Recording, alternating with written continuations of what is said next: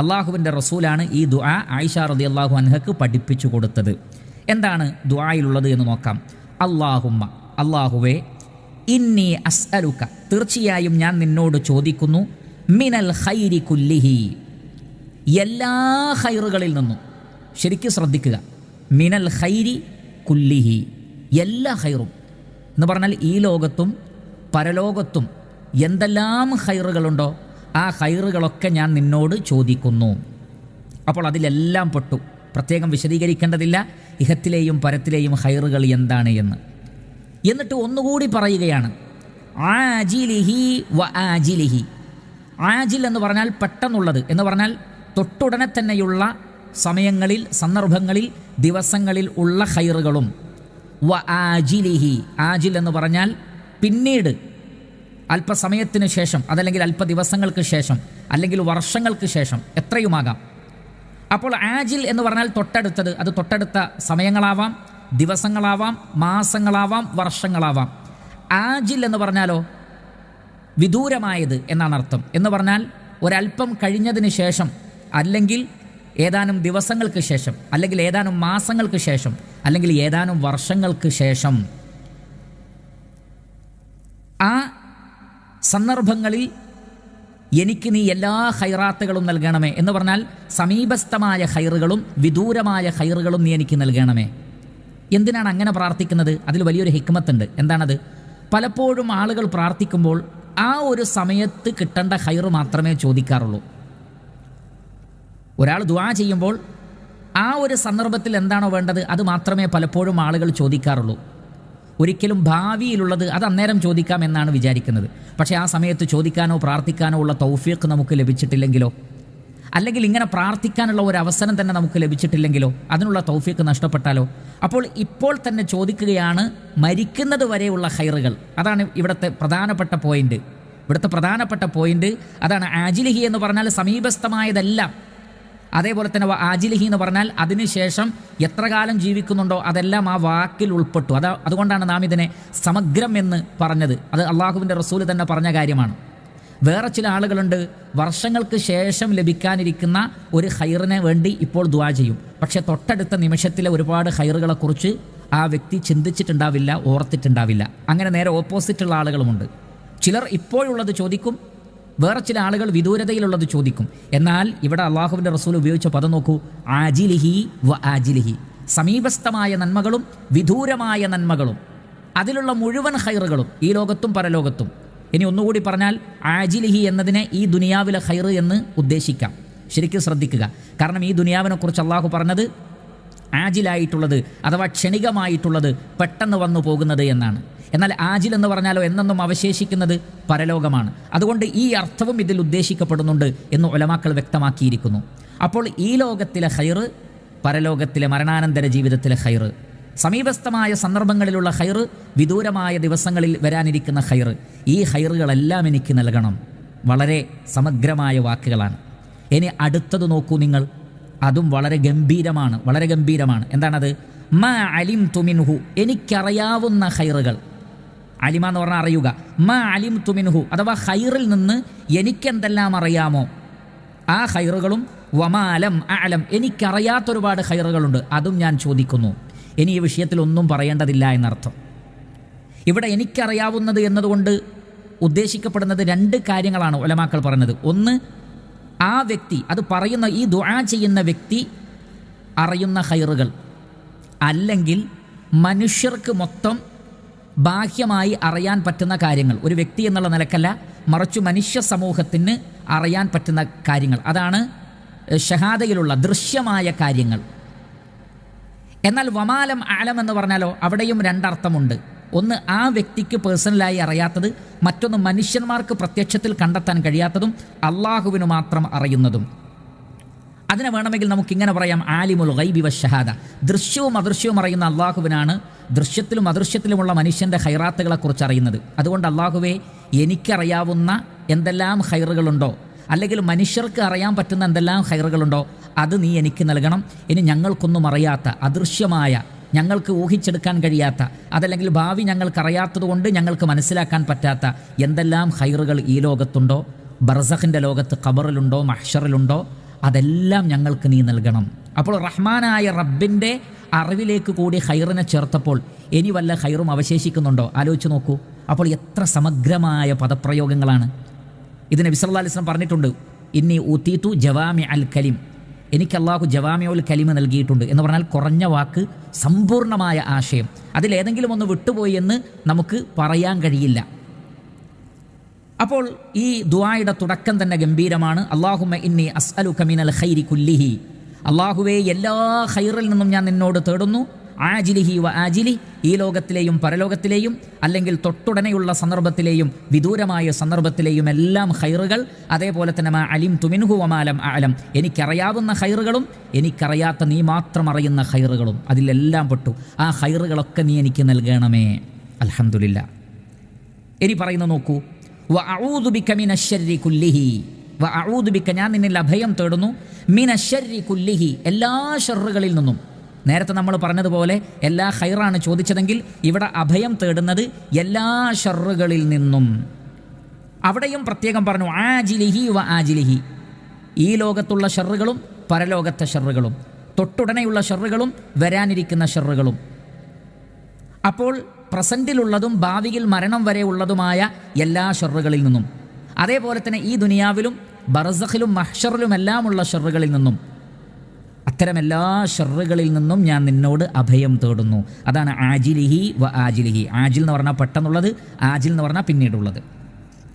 അതേപോലെ തന്നെ വീണ്ടും പറയുന്നു മാ അലിംതു മിൻഹു വമാ ലം അഅലം, ഇതിലെല്ലാം പെട്ടു. എനിക്കറിയാവുന്ന ഷർറുകളും എനിക്ക് അറിയാൻ പറ്റാത്ത, അഥവാ അല്ലാഹുവേ നിനക്ക് മാത്രം അറിയാവുന്ന, അല്ലെങ്കിൽ മനുഷ്യർ പഠിച്ചു മനസ്സിലാക്കിയ ഷർറുകളും മനുഷ്യർക്ക് വ്യക്തമാകാത്ത അല്ലാഹുവിന് മാത്രം അറിയാവുന്ന ഷർറുകൾ, അതിൽ നിന്നെല്ലാം നീ എനിക്ക് അഭയം നൽകണമേ. അപ്പോൾ അതും സമഗ്രമായി. ഖൈറുകൾ ചോദിച്ചു, അതേ സന്ദർഭത്തിൽ ഷർറുകളുടെ സാധ്യത അവിടെ അവശേഷിക്കുന്നുണ്ട്. പക്ഷേ ആ ഷർറുകളിൽ നിന്നുള്ള അഭയവും തേടിക്കഴിഞ്ഞാൽ ഇനി വല്ലതും ചോദിക്കാനുണ്ടോ? ഇനി ഒന്നും ചോദിക്കാനില്ല എന്നർത്ഥം. അപ്പോൾ അല്ലാഹുവേ എല്ലാ ഖൈറുകളിൽ നിന്നും നിന്നോട് തേടുന്നു, എല്ലാ ഷർറുകളെ തൊട്ടും നിന്നിൽ അഭയം തേടുകയും ചെയ്യുന്നു. അപ്പോൾ ഖൈറിൻ്റെയും ഷർറിൻ്റെയും വിഷയത്തിൽ സമഗ്രമായിട്ടുള്ള വാക്കുകളാണ് ഇവിടെ ഉപയോഗിക്കപ്പെട്ടിട്ടുള്ളത്. ഇനി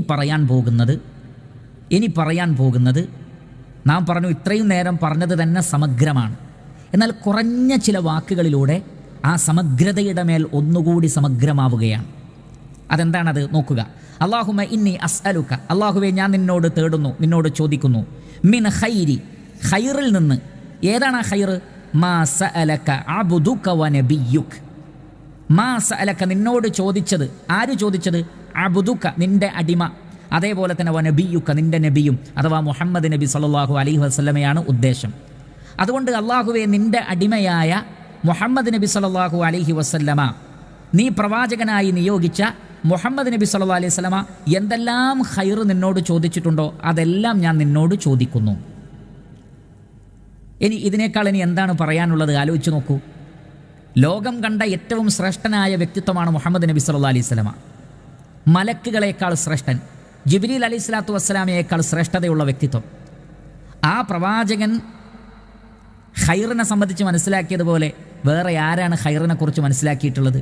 7 ആകാശലോകങ്ങളിലും സഞ്ചരിക്കാൻ ഭാഗ്യം കിട്ടിയ, ഈ ഭൂമിയിൽ ജീവിച്ചിരിക്കെ തന്നെ സ്വർഗ്ഗലോകത്ത് പ്രവേശിക്കുവാൻ അനുവാദം ലഭിച്ചിട്ടുള്ള മുഹമ്മദ് നബി സല്ലല്ലാഹു അലൈഹി വസല്ലമ തേടിയ ഖൈറുകൾക്കപ്പുറത്ത് വല്ല നന്മയുമുണ്ടാകുമോ, വല്ല ഖൈറുമുണ്ടാകുമോ? അവിടെ പ്രവാചകന് ഖാസായ ചില വിഷയങ്ങളുണ്ട്, അതിവിടെ നമ്മൾ ചോദിക്കൂല. ഏതുപോലെ ഷഫാഅത്തുൽ ഉളുമ, പ്രവാചകന് മാത്രം ഉള്ളതാണ് ഏറ്റവും വലിയ ശുപാർശ. അതേപോലെ തന്നെ മഖാമുൻ മഹ്മൂദ് എന്ന് പറയുന്ന പ്രത്യേകമായ സ്ഥാനം, അതേപോലെ തന്നെ സ്വർഗത്തിലെ ഒരൊറ്റ സ്ഥാനം, അതൊരു നബിക്ക് മാത്രമാണ്. അപ്പോൾ റസൂൽ ചോദിച്ചത് ഞങ്ങളും ചോദിക്കുന്നു എന്ന് പറയുന്നതിൽ പ്രവാചകന് മാത്രം പ്രത്യേകമാക്കപ്പെട്ടത് പെടുകയില്ല. അത് ഞാൻ പ്രത്യേകം ഓർമ്മപ്പെടുത്തുകയാണ്, ശ്രദ്ധിക്കണം. അതല്ലാത്ത നിലക്ക് ഏതൊരടിമകൾക്കും പ്രവാചകന്മാരും അല്ലാത്തവർക്കും ഒരുപോലെ ലഭിക്കാവുന്ന ഖൈറാത്തുകളുണ്ട്. ആ ഖൈറാത്തുകളെല്ലാം ഞാൻ തേടുന്നു എന്നാണ്. സുബ്ഹാനല്ലാഹ്, വല്ലാത്തൊരു പദപ്രയോഗമാണ്.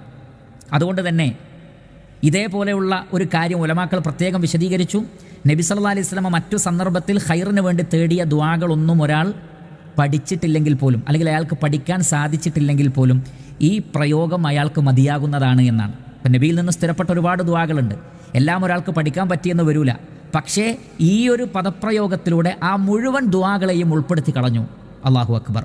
അല്ലാഹുമ്മ ഇന്നി അസ്അലുക മിൻ ഖൈരി മാ സഅലക അബ്ദുക വ നബിയുക. നിന്റെ അടിമയും നിന്റെ നബിയുമായ മുഹമ്മദ് നബി സല്ലല്ലാഹു അലൈഹി വസല്ലം ചോദിച്ച എന്തെല്ലാം ഖൈറുകളുണ്ടോ അതൊക്കെ ഞാൻ ചോദിക്കുന്നു. അതേപോലെ തന്നെ അടുത്ത വാചകം വ അഊദു ബിക മിൻ ശർരി മാ ആദ ബിഹി അബ്ദുക വ നബിയുക വ അഊദു ബിക മിൻ ശർ. എല്ലാ ഷർറിൽ നിന്നും ഞാൻ നിന്നോട് രക്ഷ തേടുന്നു. എങ്ങനെയുള്ള ഷർറ്? മാ ആദ ബിഹി അബ്ദുക വ നബിയുക. നിന്റെ പ്രവാചകനും നിന്റെ അടിമയുമായ മുഹമ്മദ് നബി സല്ലല്ലാഹു അലൈഹി വസല്ലം എന്തെല്ലാം ഷർറുകളെ തൊട്ട് ശരണം തേടിയിട്ടുണ്ടോ അതേ ഷർറുകളെ തൊട്ട് ഞാനും നിന്നിൽ അഭയം തേടുന്നു. ഷർറുകളെക്കുറിച്ച് സമഗ്രമായി അറിയാവുന്ന വ്യക്തിത്വമാണ് മുഹമ്മദ് നബി സല്ലല്ലാഹു അലൈഹി വസല്ലം. അതേപോലെ തന്നെ ഷർറുകളിൽ നിന്ന് രക്ഷ തേടിക്കൊണ്ടുള്ള ഒരുപാട് ദുആകൾ അള്ളാഹുവിൻ്റെ റസൂൽ വേറെ പഠിപ്പിച്ചിട്ടുണ്ട്. അതിനെല്ലാം പകരമാകും ഈ ഒരൊറ്റ വാക്ക് തന്നെ. അപ്പോൾ ആ രണ്ട് വാചകങ്ങൾ നാം നേരത്തെ തുടക്കത്തിൽ പറഞ്ഞതിനെ ഒന്നുകൂടി സമഗ്രമാക്കി കളഞ്ഞിരിക്കുന്നു. അൽഹംദുലില്ലാ. നബി സല്ലല്ലാഹു അലൈഹി വസല്ലം ചോദിച്ച എല്ലാ ഖൈറുകളും ചോദിക്കുക, അള്ളാഹുവിൻ്റെ റസൂൽ ശരണം തേടിയ എല്ലാ ഷർറുകളിൽ നിന്നും രക്ഷ തേടുകയും ചെയ്യുക. ഇനി നമ്മുടെ അമലുമായി ബന്ധപ്പെട്ട നമ്മുടെ അമല്, കാരണം നമ്മുടെ അമലാണല്ലോ നമ്മുടെ ഇഹപര വിജയത്തിൻ്റെ അടിസ്ഥാനമായി നിലകൊള്ളുന്നത്, അതുമായി ബന്ധപ്പെട്ടുള്ള സമഗ്രമായൊരു പ്രയോഗമാണ് ഇനി കാണുന്നത്. ശ്രദ്ധിക്കുക. അല്ലാഹുമ്മ ഇന്നി അസ്അലുക്കൽ ജന്ന. അള്ളാഹുവെ ഞാൻ നിന്നോട് സ്വർഗം ചോദിക്കുന്നു. ഇതാണല്ലോ ആത്യന്തികമായ വിഷയം അതാണ്. എന്ന് മാത്രമല്ല, സ്വർഗം ചോദിക്കുന്നു എന്ന് മാത്രം പറയാതെ ഉടനെ തന്നെ പറഞ്ഞു. നോക്കൂ നിങ്ങൾ, വമാ ഖറബ ഇലൈഹാ മിൻ ഖൗലിൻ ഔ അമലിൻ. വമാ ഖറബ ഇലൈഹ, അതിലേക്ക് അടുപ്പിക്കുന്നതായ കാര്യങ്ങളും. ഏതിൽ നിന്നൊക്കെ? മിൻ ഖൗലിൻ, വാക്കുകളായിക്കൊണ്ടും, ഔ അമലിൻ, പ്രവർത്തനങ്ങളായിക്കൊണ്ടും. എന്ന് പറഞ്ഞാൽ സ്വർഗം ചോദിക്കുന്നു എന്ന് പറഞ്ഞ് അവസാനിപ്പിക്കാതെ ആ സ്വർഗത്തിലേക്ക് എന്നെ അടുപ്പിക്കുന്ന, ആ സ്വർഗപ്രവേശനത്തിന് കാരണമായി തീരുന്ന എന്തെല്ലാം വാക്കുകളുണ്ടോ ആ വാക്കുകളൊക്കെ പറയാനുള്ള തൗഫീഖ്, എന്തെല്ലാം അമലുകളുണ്ടോ ആ അമലുകളൊക്കെ ചെയ്യാനുള്ള തൗഫീഖ് നൽകണമേ. അവിടെ അൽഹംദുലില്ലാ നിങ്ങൾ നോക്കൂ, ഒരുപാട് അമലുകളുണ്ട് ഇസ്ലാമിൽ ചെയ്യേണ്ടതായിട്ടുള്ള. അതൊന്നും എണ്ണി പറയേണ്ട ആവശ്യമില്ലാത്ത വിധം ഈ വാക്കുകൾ അതിനെ മുഴുവൻ ഉൾപ്പെടുത്തി കളഞ്ഞു. 5 വക്ത് നമസ്കാരം, റമദാനിലെ നോമ്പ്, ഹജ്ജ്, ഉംറ, സദഖ, അങ്ങനെ എന്തെല്ലാം അമലുകളുണ്ട് ആലോചിച്ച് നോക്കൂ. അതെല്ലാം ഇതിൽ ഉൾക്കൊണ്ടു. അതേപോലെ തന്നെ കൗല്, എന്തെല്ലാം കൗലുകളുണ്ട്? ഖുർആനിൻ്റെ പാരായണം, അതേപോലെ തന്നെ അദ്കാറുകൾ, ദുആകൾ, ദഅവത്ത്, ഇതൊക്കെ ചോദിക്കാണ്. ചെറിയ വാക്കുകളിലെല്ലാം ഉൾക്കൊണ്ടു. സുബ്ഹാനല്ലാഹ്. അല്ലാഹുമ്മ ഇന്നി അസ്അലുക്കൽ ജന്ന. അല്ലാഹുവേ ഞാൻ നിന്നോട് സ്വർഗം ചോദിക്കുന്നു. വമാ ഖറബ ഇലൈഹാ മിൻ ഖൗലിൻ ഔ അമലിൻ.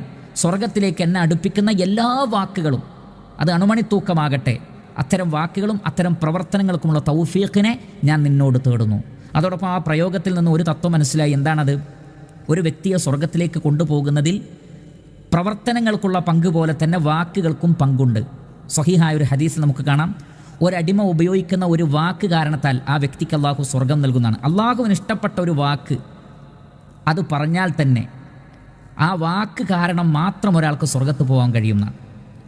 അതുകൊണ്ട് തന്നെ നല്ല വാക്കുകൾ പറയുക, അദ്കാറുകൾ ചൊല്ലിക്കൊണ്ടേയിരിക്കുക, ദഅവത്ത് നടത്തുക, ഖുർആൻ പാരായണം ചെയ്യുക, അങ്ങനെയുള്ള വാക്കുകൊണ്ടുള്ള എല്ലാ ഇബാദത്തുകൾക്കും ശ്രദ്ധ കാണിക്കണം. ഖൈറല്ല എന്ന് തോന്നുകയാണെങ്കിൽ പ്രവാചകൻ പറഞ്ഞതുപോലെ ഫലിയഖുൽ ഖൈറൻ ഔ ലിയസ്മുത്, ഒന്നെങ്കിൽ ഖൈർ പറയുക അല്ലെങ്കിൽ മിണ്ടാതിരിക്കണം. അതേപോലെ തന്നെയാണ് അമലുകൾ. ഫമൻ യഅമൽ മിസ്ഖാല ദർറത്തിൻ ഖൈറൻ യറ എന്നാണ്. മിസ്ഖാൽ ദർറത്താണ്, അണുമണി തൂക്കമാണ് ഖൈറെങ്കിലും അതിൻ്റെ പ്രതിഫലമുണ്ട്, അതുകൊണ്ട് അത് ചെയ്യണം എന്നാണ് പറയുന്നത്. അങ്ങനെയുള്ള അമലുകളും കൗലുകളും അള്ളാഹുവിനോട് ചോദിക്കുകയാണ്. ഇനി അടുത്ത വാക്കോ സമഗ്രമാണ്, ഈ പറഞ്ഞതുപോലെ തന്നെയാണ്. വഅഊദു ബിക മിനന്നാർ. നരകത്തിൽ നിന്ന് ഞാൻ നിന്നോട് അഭയം തേടുന്നു. നരകത്തിൽ നിന്ന് അഭയം തേടുന്നു. അതേപോലെ തന്നെ വമാ ഖറബ ഇലൈഹാ മിൻ ഖൗലിൻ ഔ അമലിൻ.